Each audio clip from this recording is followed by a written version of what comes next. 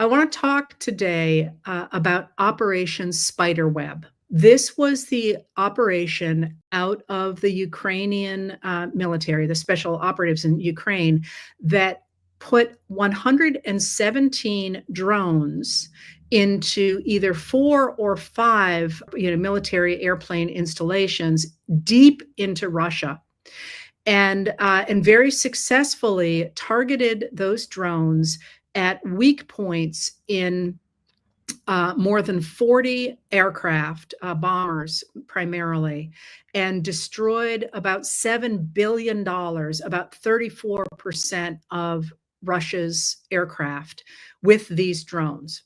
And the reason that I want to talk about that is twofold today. One is that that's a game changer in the war of Russia on Ukraine, but also because it's a game changer in war strategies themselves. This is a really big deal.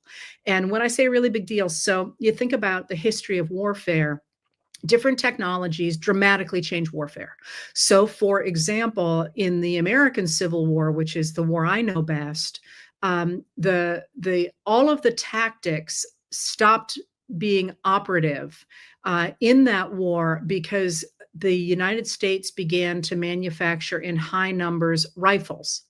And the difference between a rifle and a musket is that a rifle actually has inside the barrel sort of a bead that enables a bullet, an elongated bullet, to spin as it fires. And those longer bullets that could spin as they fired were so much more accurate that it was rather like throwing a fast ball versus a knuckleball. And that meant that artillery became far more, I'm sorry, that rifles became far and artillery became far more accurate than they had ever been before. So it's a real game changer. Similarly, the concept of total war in that war changes the way people think about war. Well, in the case of Operation Spiderweb, the reason it matters in the struggle between Russia and Ukraine is this. First of all, in 1994, with the Budapest Memorandum, the United Kingdom, the United States, and Russia guaranteed to Ukraine protection of its sovereignty, that they would not invade either economically or invade the Ukraine's sovereignty on the condition that Ukraine gave up its nuclear weapons. It did so, and it was supposed to have this protection of its sovereignty, but Russia broke that in 2014 when it invaded Ukraine's Crimean Peninsula. And there's now a bridge to that peninsula called the Kerch Bridge. I'll tell you more about in a second. But so when Russia invaded Crimea, the United States stood behind Ukraine and put sanctions on Russia, started to equip the Ukrainian military, and so on. And that was a bipartisan support for Ukraine after the 2014 invasion. That's one of the reasons that Russia got involved in the 2016 American presidential race, because they wanted those sanctions taken off, and they wanted the incoming American president, if it were Donald Trump, to sort of wink as they tried to take over they did take over the 4 eastern oblasts of Ukraine. So the United States has always stood on the side, since then has stood on the side of Ukraine. But Donald Trump changed that when he went into office, pretty dramatically changing it on February 28th, 2025, when he had Ukrainian President Volodymyr Zelensky into the Oval Office, and he and J.D. Vance sort of blindsided him and made it very clear that they were siding with Russia. They kept saying, "You don't have the cards," if you remember that saying. And a lot of people were really horrified that the United States was pretty openly supporting Russia in its attack on Ukraine rather than what we had traditionally done. So in the moment that we're in now, so what happened after that is that Ukraine and European countries began to work together to try and make up the slack that the United States was now, the scope that it was now giving to Russia. But at the same time, Ukraine began to say, okay, to Donald Trump, okay, you want a ceasefire? We're behind a ceasefire. They agreed to a ceasefire. I think it was March 11th. And of course, Vladimir Putin, who is the president of Russia, has simply refused to do that. In fact, he has increased the bombing of Ukraine, both with aerial bombing and with drones, even as he claimed to be talking about a ceasefire with Donald Trump. So Trump has been sort of saying he's frustrated, but at the same time, he's not doing anything to make Russia come to the table to do things like sanctions. Now, interestingly enough, in the Senate, there is a bipartisan move. There are now 80 senators from both parties that are co-sponsoring tighter sanctions or higher sanctions on Russia. But until Donald Trump gets behind it, there's no point to push that forward. So they currently are not. But the reason I just set all that up is that's where things stood until June 1st, when Operation Spiderweb, which is the name of this operation to send these drones into very deep into Russia and to hit military targets as opposed to the civilian targets that the Russians have been hitting in Ukraine. This is a game changer because the United States was not informed that this was happening. And what it did was it illustrated to the Russians that the Ukrainians could bring the war home to them.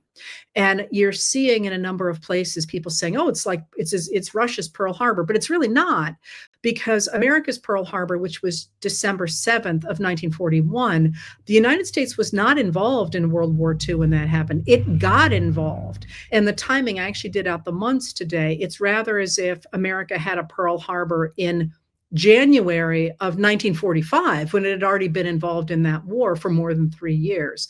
So this was a really big sign of Russia's vulnerability. And then today, the Ukrainians hit the Kerch Bridge, not as in such a damaging way, but again, demonstrating that they can hit crucial targets. And those are both very symbolic. The attack on the aircraft was on a Russian military holiday, and Putin always likes to hit things on special days to him. And the Kerch Bridge is something that Putin feels very strongly about. That's sort of one of his babies. So what they were doing for this moment is to say, you might want to get yourselves to the bargaining table, because we got a lot of stuff up our sleeves. All right. So that's why it matters in terms of Russia and Ukraine. But in terms of the war strategy of countries going forward, the drones that the Ukrainians used to hit $7 billion worth of aircraft cost between $600 and $1,000 a piece. Now, you do that math. What this has shown is the extraordinary power of asymmetric warfare. That's when those sides aren't even. And so long as one side is very adaptable, has quick technology, and has really good intelligence. So all of a sudden, all of the countries that have just been pouring their energies into having the most stuff, the most hardware, including the United States, which, the Donald Trump administration wants to put $1 trillion into the US military, much of it into hardware, are looking at the fact that this group of very agile, very secretive, because they didn't let it out for 18 months, operatives managed to destroy almost 35%. And again, we don't know for sure, because you never really know the numbers in warfare, and different sides exaggerate or downplay their numbers and so on and so forth. But they demonstrated that with an extremely small inlay of money and the use of technology and intelligence, they were able to have this major strike against a major military power. And that, all of a sudden, if you're following this at all today, it's been a fascinating day, because all sorts of people who are interested in war strategy are like, we knew this moment was coming, but it's just weird to see it. And that's one of the reasons that I'm calling it out now, is because, again, when you teach the American Civil War, for example, you cannot teach that war without talking about the importance of rifles and of artillery. It changes everything. And you get these different technological moments that change warfare, and this is one of them. So it's I just wanted to call it out, because it's a game changer, not only for the geopolitical structure right now between Russia and Ukraine, but also for how countries prepare for war going forward. So I wanted to call that out, just so that people are watching that. I'm not suggesting things are going to happen tomorrow, but those of us who are going to be watching, going to be lucky enough to be watching this for the next generation, and I'm obviously not at my age, they're going to write this in the history books as here's a day that really mattered because it illustrated what you can do with technology and intelligence in the modern world with the capabilities that we now have to have, in this case, piloted drones that operated underneath the air defenses of Russia because they were able to use intelligence essentially and to use the civilian population to deliver those drones to right outside the airfields. If you're interested in this, as you can tell, I am. There are now pictures available from the BBC at the very least. There may be more. Those are the ones I was looking at of the drones that were actually put inside the roofs of wooden structures, cabins that the Ukrainians had delivered by truck drivers to the sites where they needed them, as if they were actually mobile homes. And to me, to my eyes, they look for all the world like bats nestled in the crawl spaces of an attic. I mean, they're literally drones. They look like drones, but they're kind of nestled in there.